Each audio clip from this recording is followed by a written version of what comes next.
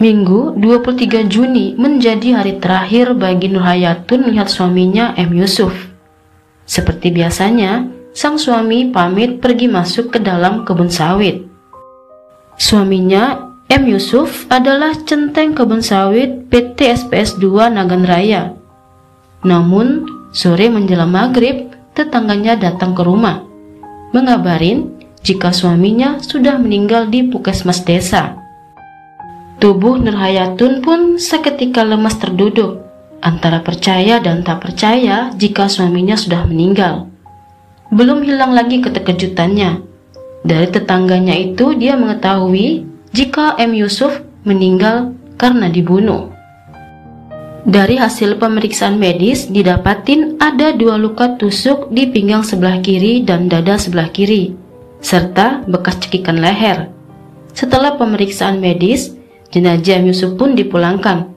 Almarhum Yusuf dimakamkan di pemakaman desa Nagan Raya.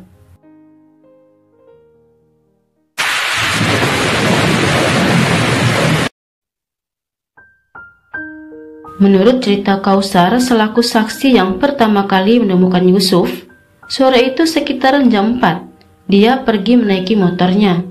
Saat melewati jalan di sekitaran perkebunan sawit milik PT SPS 2, Kausar mendengar suara pria berteriak minta tolong. Kausar pun langsung berhenti memarkirkan motornya.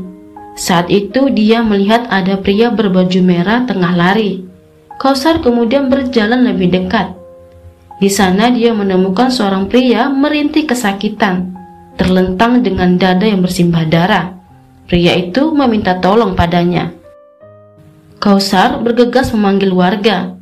Tubuh pria itu pun diangkat dan dibawa ke puskesmas terdekat. Namun sayang, saat di puskesmas, pria itu pun meninggal kehabisan darah. Untungnya warga mengenalin jika pria itu adalah Yusuf, warga desa Aluraya, kecamatan Darul Makmur, Nagan Raya. Lantas, sebenarnya apa yang sudah terjadi pada Yusuf? Siapa yang telah membunuhnya dan apa masalahnya? Inilah kisah dan ceritanya. Setelah mendapatkan laporan dari warga, petugas Polsek Nagan Raya pun melakukan penelusuran. Warga di sekitaran desa Aluraya ditanyai soal kematian Yusuf. Adakah orang yang dicurigai oleh warga? Polisi juga sempat bertanya pada istri Yusuf, Nurhayatun, adakah suaminya semasa hidupnya pernah memiliki masalah dengan seseorang? Namun Nurhayatun tak tahu menahu soal itu. Yang dia tahu, keseharian suaminya biasa-biasa saja. Dia belum pernah dengar suaminya cekcok dengan tetangga di sekitar kampung mereka. Polisi kemudian menanyai keluarga yang lainnya. Yusuf sendiri semasa hidupnya sudah menikah 5 kali. Nurhayatun adalah istri kelima. Dari sekian orang anak Yusuf, ada 1 anaknya yang bernama Denis. Saat ditanyai petugas, ia mengatakan jika ayahnya dibunuh oleh seseorang yang punya masalah dengan sang ayah. Namun saat ditanya lebih lanjut, Denis tak bisa memberitahukan siapa orang yang dia maksud. Saat itulah polisi menemukan kejanggalan dari keterangan Denis. Tepat 11 hari setelah meninggalnya Yusuf, tepatnya pada tanggal 4 Juli 2019, Denis pun ditangkap.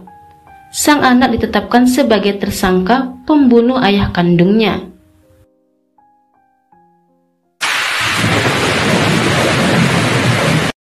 Ya, Denis pada akhirnya mengakui jika dialah yang telah menyerang sang ayah. Denis pada hari kejadian telah mencekik dan menusuk ayahnya sebanyak 2 kali dengan pisau dapur. Sebelum terjadi pembunuhan, Denis dan Yusuf memiliki hubungan yang tak harmonis. Salah satunya mereka sempat ribut perihal uang gadai motor. Denis yang sudah berumah tangga serta sudah memiliki anak meminta agar motornya dijual saja, lantaran dia sedang banyak utang. Belum lagi dia tidak punya uang untuk belanja sehari-hari rumahnya. Denis juga menyampaikan keinginannya yang ingin berencana berangkat ke Malaysia untuk cari kerja. Namun bukannya diberi uang, ayahnya Yusuf malah membentak dan memukulnya. Kala itu Dennis langsung pulang membawa rasa sakit hatinya. Sementara itu kehidupan ekonomi rumah tangga Dennis semakin tak jelas. Utangnya sudah menumpuk. Dia bahkan sudah tak ada uang belanja untuk rumahnya. Dennis kemudian teringat jika ayahnya pernah menjanjikan akan memberikan jatah warisan 2 hektar tanah sawit untuknya. Dennis kemudian menemui ayahnya. Namun lagi-lagi dia pun harus kecewa karena sang ayah tak mau menepati janjinya. Hingga Minggu tanggal 23 Juni 2019, sekitar pukul 3 sore atau setengah 4 sore, Dennis mengambil pisau di atas kulkas, kemudian memasukkannya ke pinggang belakang. Dengan berpakaian warna merah, Dennis pun pergi menaiki motor Yamaha Jupiter MX merah, menemui Yusuf yang sedang berada di area kebun sawit PT SPS 2 Nagan Raya. Saat itu dia menagih janji sang ayah perihal tanah 2 hektar.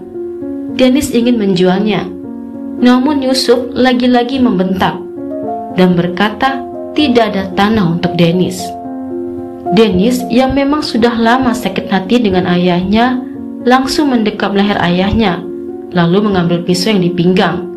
Dengan pisau itu, Dennis pun menikam pinggang kiri Yusuf dan dada sebelah kiri.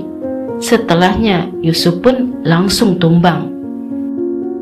Melihat itu, Dennis kemudian mengoleskan parah milik ayahnya dengan darah ayahnya itu. Hal itu dilakukannya supaya ayahnya nantinya bakal disangka terkena parang sendiri. Lantas, Dennis pun kabur lari. Dennis kemudian mencuci pisaunya. Setelahnya, ia pun menaiki motor Jupiternya, kemudian singgah ke rumah temannya. Sehabis bertemu temannya, Dennis pun pulang ke rumah. Sementara itu ayahnya di kebun sawit berteriak minta tolong. Suara teriakan Yusuf didengar oleh Kausar yang kala itu sedang melintas. Singkat cerita, Kausar dan warga pun mencoba menyelamatkan Yusuf. Pria berusia 51 tahun itu dibawa ke puskesmas desa. Namun sayang, lantaran darah yang sudah banyak keluar, Yusuf pun meninggal di puskesmas.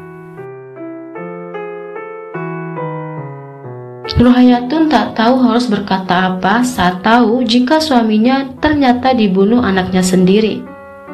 Begini ucapan Nur Hayatun. Saya tak bisa berkata-kata, biar bagaimanapun anak. Meskipun bukan darah daging saya tak bisa berkata-kata. Bagaimanapun suami saya tak bisa hidup lagi. Pokoknya dia jangan nampak kami lagi.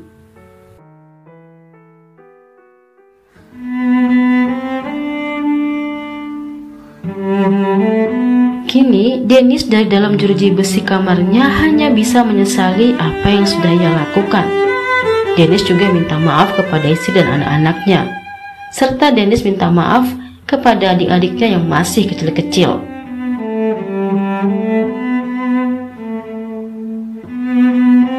Demikianlah kisah dan cerita hari ini. Terima kasih sudah menonton. Sampai ketemu di kisah dan cerita lainnya.